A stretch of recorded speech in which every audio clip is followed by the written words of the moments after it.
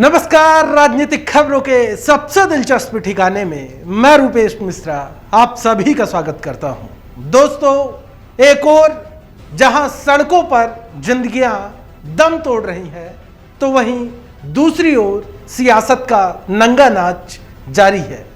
जाहिर तौर पर आरोप प्रत्यारोप का दौर ऐसे वक्त में भी थमने का नाम नहीं ले रहा है। क्या है पूरा मामला और कैसे दिल्ली से लेकर राजस्थान तक सियासी वार पलटवार का दौर जारी है, उसे विस्तार से समझने के लिए देखिए हमारी खास रिपोर्ट। कोरोना के कोहराम के बीच सियासत का नंगा नाच जारी है। एक और जहां देश का आम आवाम इलाज के अभाव में सड़कों पर दम तोड़ रहा है, तो वहीं दूसरी ओर जीवन की टूटती डोर और जलती चिताओं पर सियासत का दौर जारी है। हालाते आलम यह है कि कहीं ऑक्सीजन के सिलेंडर और दवाइयों की लूटमार मची हुई है।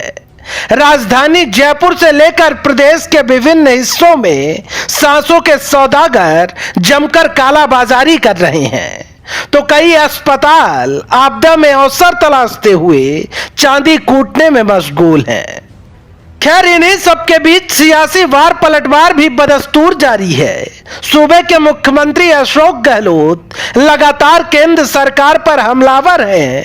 उनका कहना है कि केंद्र की सरकार प्रदेश के साथ अन्याय कर रही है। इस बुरे दौर में भी ना ही उचित मात्रा में ऑक्सीजन मुहैया कराई जा रही है और ना ही जरूरत के मुताबिक रेमडेसिविर इंजेक्शन दिए जा रहे हैं। खैर, इसी बीच आरएलपी सांसद हनुमान बेनीवाल ने भी मुख्यमंत्री गहलोत पर निशाना साधा है।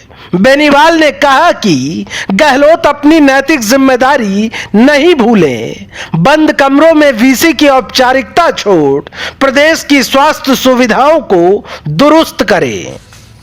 वहीं बेनीवाल ने केंद्र सरकार से भी अपील की कि राजस्थान के साथ सौतेला व्यवहार नहीं करें, क्योंकि प्रधानमंत्री बनने के लिए राजस्थान ने आपको 25 सांसद दिए थे।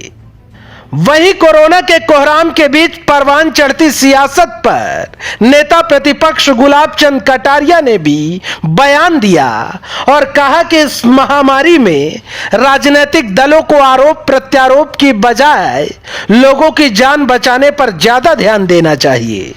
कोरोना की जो विस्फोट इसमें हो रहा है, वो आपके हमारे सबके लिए बहुत चिंता का विषय है। मैं सोचता हूं कि संपूर्ण देश में आपातकाल की स्थिति से भी इस समय यह एक तरह से जीवन बचाने की स्थिति पैदा हो गई। जितनी भी राजनीतिक पार्टियां और जितने भी नेता हैं, उन सबसे मेरी प्रार्थना है, इस समय एक दूसरे की आलोचनाएं करके जनता के मन में भय क्रिएट करने का प्रयास मत करें। कोशिश ये करें कि हम सब मिलकर के कैसे इसका मुकाबला करके जनता को सुरक्षित बचा सकें। विधानसभा में भी हमने अपनी दल की तरफ से आप पूर्णतः आश्वस्त किया था। सरकार ने भी पूर्णतः बातें की, लेकिन जिस प्रकार की हर छोटी छोटी बातों के लिए राजस्थान सरकार दिल्ली की कमियां निकालती है, हम उनकी कमियां निकालते हैं। मैं सोचता हूं इस सबको बंद करके हम सामूहिक मिलकर के इस महामारी से जनता का मनोबल ऊंचा रहे और जो जो कमियां हमको और आपको लगती है, वो सब कमियां अपनी मानते हुए उसको दूर करने के लिए जहां जहां से जिस से जो संभव हो सकता है प्रयास करके लोगों को राहत पहुंचाने का काम करें। एक दूसरे को छोटा बड़ा दिखाने का यह जो प्रयत्न हो रहा है, मेरी विनम्र प्रार्थना है, कृपा करके जनता को इस भरोसा दिलाएं कि हम सब लोग मिलकर के प्रयास करें कि आपके इस संकट के समय में हर प्रकार की सुविधाओं को जुटाने में जहां सरकार भी प्रयत्न करेगी, जनता भी प्रयत्न कर रही है। और आज तो मुझे बहुत खुशी है कि उदयपुर के जैन समाज ने जो होम आइसोलेशन जितने भी लोग हैं, उन सबको टिफिन अपने यहाँ तैयार करके उनको सूचना देने की जरूरत है कि वो यहाँ है, उनके परिवार के लोग लेके जा सकें तो ले जाएं, और नहीं तो वहां पहुंचाने तक की व्यवस्था। इसी प्रकार से सभी लोग मिल करके जो काम मेडिकल टीम को करना है वो तो मेडिकल टीम ही करेगी, लेकिन उसके सपोर्ट में जो कुछ मदद हम कर सकते हैं और वो जो हमसे मदद चाहते हैं, मैं सोचता हूँ हम और वो सब मिल करके इस महामारी के समय में जनता के मनोबल को मजबूत और ऊंचा बनाने का जो प्रयत्न हो सकते हैं वो विनम्रतापूर्वक निवेदन कर रहा हूँ। जरूर करें, जरूर करें, जरूर करें। वहीं आपको बता दें, सूबे के पूर्व उप मुख्यमंत्री सचिन पायलट ने भी बयान जारी कर केंद्र सरकार की भूमिका पर प्रश्न चिन्ह खड़ा किया है। पायलट ने कहा कि देश को वैक्सीनेशन, ऑक्सीजन और रेमडेसिविर की रणभूमि बनने से रोकना जरूरी है। पायलट ने यह भी कहा कि राजनीति और चुनाव तो आते जाते रहेंगे, लेकिन समय पर जनता को वैक्सीन नहीं लगी और सभी जरूरतमंद मरीजों का ऑक्सीजन और रेमडेसिविर और जीवन रक्षक दवाई नहीं मिली तो भविष्य की पीढ़ियां हमें कभी माफ नहीं करेंगी। आपको बता दें, कोरोना को लेकर समूचे भारतवर्ष में भयावह हालात बने हुए हैं। राजस्थान के ज्यादातर अस्पतालों में बेड फुल हो चुके हैं। लोगों की सांसें सड़कों पर ही उखड़ने लगी है। कोई किसी की सुध लेने वाला नहीं बचा।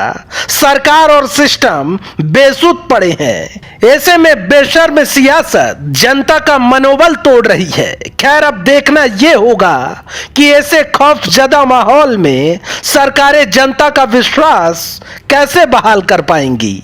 Bureau report, the fact India. तो दोस्तों, देखिए आपने हमारी खास रिपोर्ट कि किस प्रकार से हालात विकराल बने हुए हैं। दोस्तों, हम स्टूडियो में भी मौजूद हैं, लेकिन मास्क पहनकर। आप देखिए, इस बात से आप अंदाजा लगाइए कि हालात कितने भयावह बने हुए हैं। जाहिर तौर पर ऑक्सीजन और जीवन रक्षक दवाइयों का हाहाकार मचा हुआ है।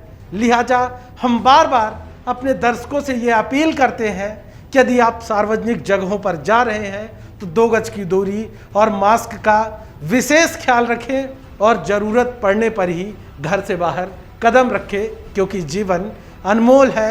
और हरदम मास्क पहन के रखें, क्योंकि मास्क ही इस वक्त सबसे बड़ा उपचार है।